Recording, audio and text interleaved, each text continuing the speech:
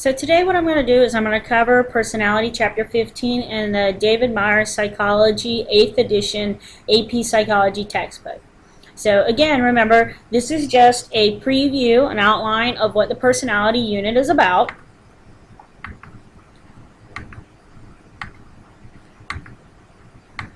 Okay, so when we think about personality, what you need to think about is a characteristic pattern of thinking, feeling, and acting. And a personality normally develops around the age of 7, and we see personality being kind of persistent throughout your life. Now, personalities can change, but for the most part, your traits, your personality kind of is persistent and it stays constant.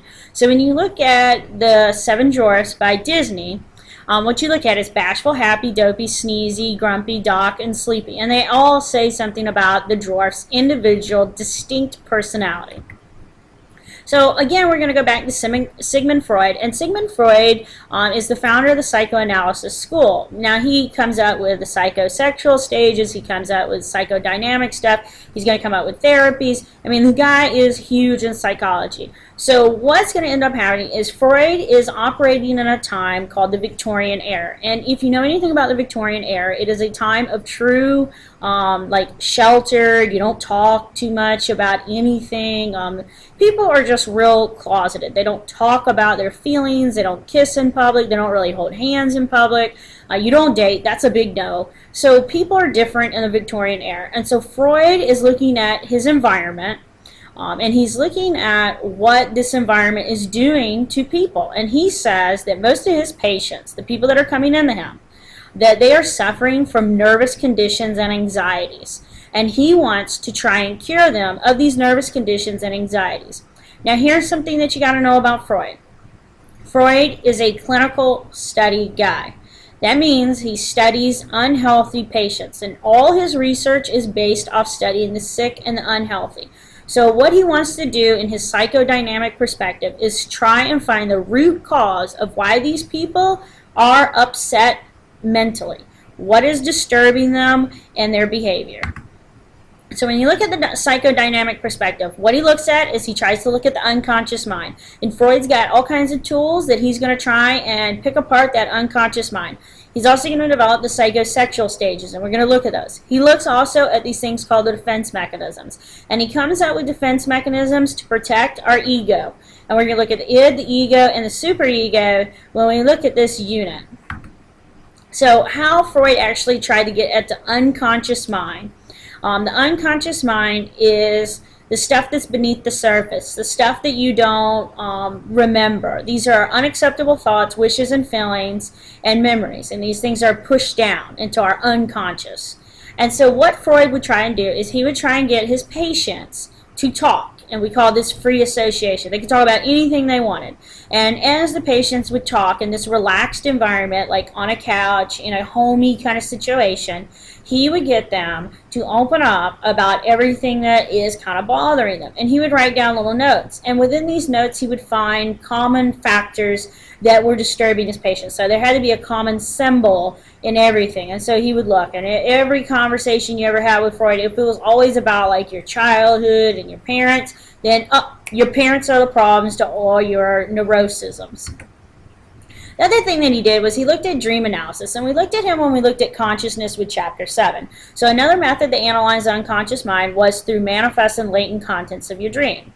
Now, manifest is like the factual content, and latent content was like the underlying meaning of our dreams. So what Freud tried to do was he tried to look at symbolism, symbolic meaning in your dreams. So if you always dreamed about your worst enemy, and you were dreaming about your worst enemy in a relationship manner, then what ended up happening when Freud would actually give you his psychoanalysis is he would say that you're truly in love with your worst enemy, and your dreams prove it. So when we're in our dream state, he said this is when the unconscious mind is coming forth and trying to tell us what our issues are. So now that he's created the psychoanalysis school, what he tries to do is he tries to look at painful, embarrassing memories that are in our unconscious, and he tries to get those out through free association and dreams. Freud also used hypnosis, and he uses it until one of his patients kind of starts talking about stuff that's like past events, like history events, like being Cleopatra of Egypt. And so Freud thinks that, maybe hypnosis, because you can't prove it, like through scientific method. Maybe he felt that it should be taken out of psychology. So Freud stopped using hypnosis because of it. Freud is Jewish, and he's living in Vienna, Austria. And Vienna, Austria, and pretty much Europe during this time had a true anti-Semitic feeling. So they were very anti-Jewish. And so when Freud gets into psychology, he's trying to get into it, for money. He wants to marry his dream girl, and he wants to have money in order to marry her. But another thing that he's really scared of is that people will take psychology as a Jewish science. So his constant fear all the time is that whatever he does, the critics are going to pan to him because he's Jewish. And so whenever he does something, he wants to make certain that there's enough facts and analysis behind it so that everybody accepts him, whether they're Jewish or whether they're non-Jewish. So he looks at this model of the mind, and he says that the mind is like an iceberg. So when you look at an iceberg, the very tip of the iceberg is the conscious mind. The stuff that's just like beneath the water is what he calls the preconscious. This is stuff that's outside your awareness, but you can actually get to it. Then the bulk of our memory is in this unconscious mind. And so how he's going to get at the unconscious mind is through the psychoanalysis techniques. Now, he also did personality structure. So this is a personality theory. He looks at id, ego, and superego. So he said these three forces are what's controlling our personality.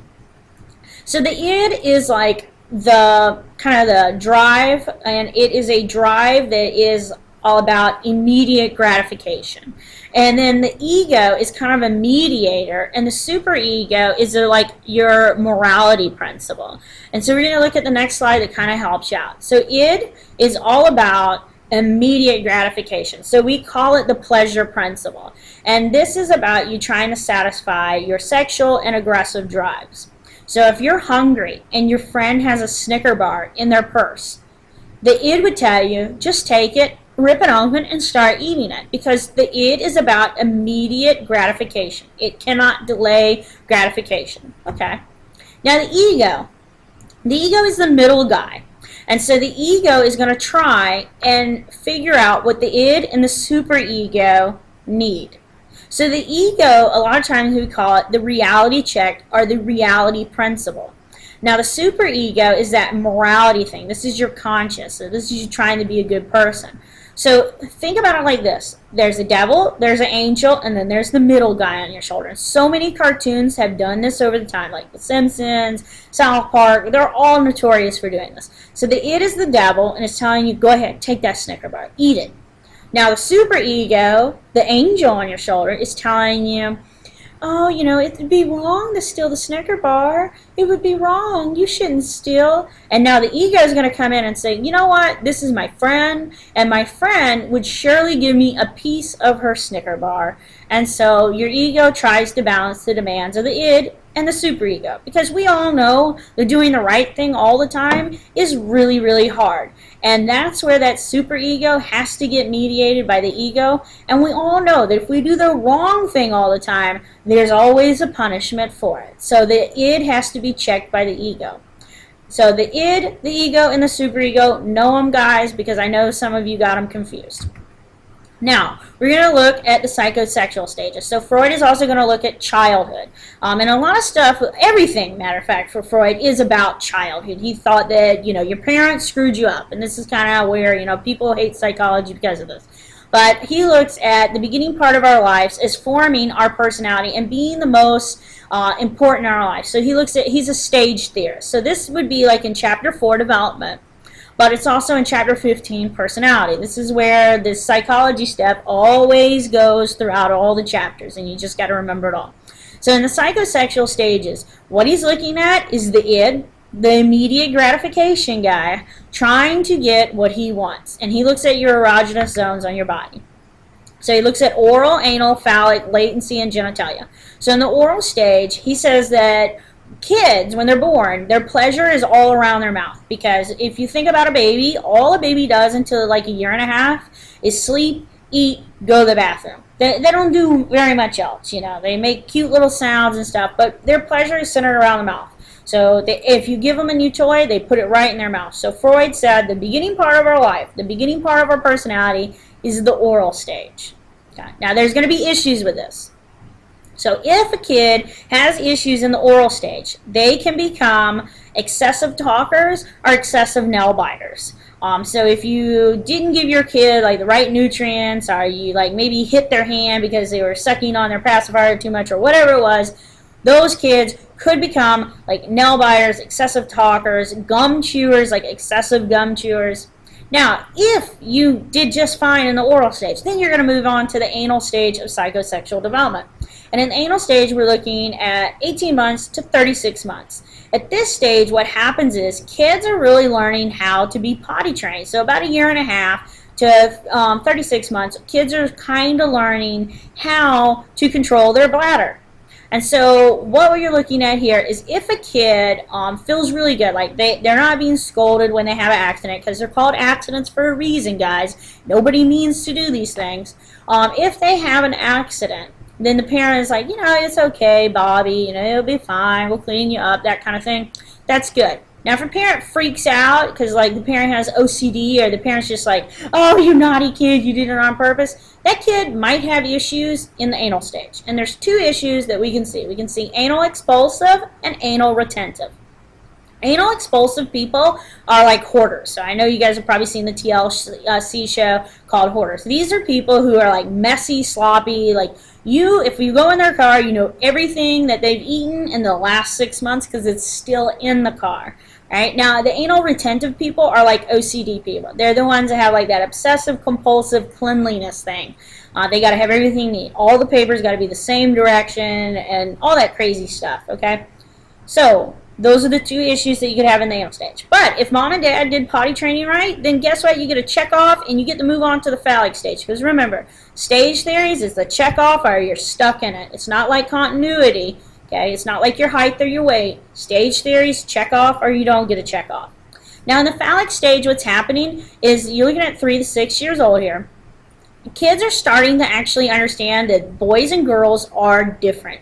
And boys and girls have different body parts. And so during this time, kids understand that mommy and daddy can be different than them. Now, little boys are going to have issues, and little girls do too at this stage. So little boys have this thing called Oedipus Rex. Oedipus Rex is Freud's theory, stating that children, boys, are fearful of dad. They want to kill him, and they want to replace dad as dad. And so they want to have a love affair with the mama. Now, how Freud gets it is through the Oedipus Rex play, okay? So, in the Oedipus complex, he believes that fathers and sons have these tensions in the early parts of our life because fathers and sons see each other as rivals for the mother's attention.